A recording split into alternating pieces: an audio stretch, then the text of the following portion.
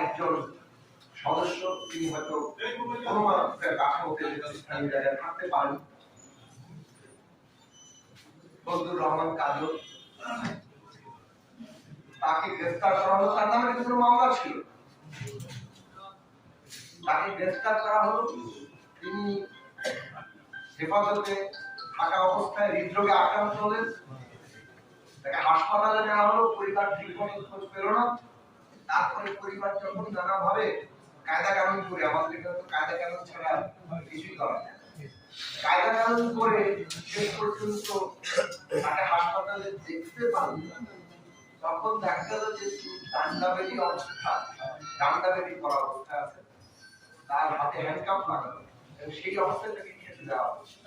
নানাভাবে তার যে চিকিৎসা সেগুলো করা নার্সের জন্য কঠিন, এবং সেই অবস্থায়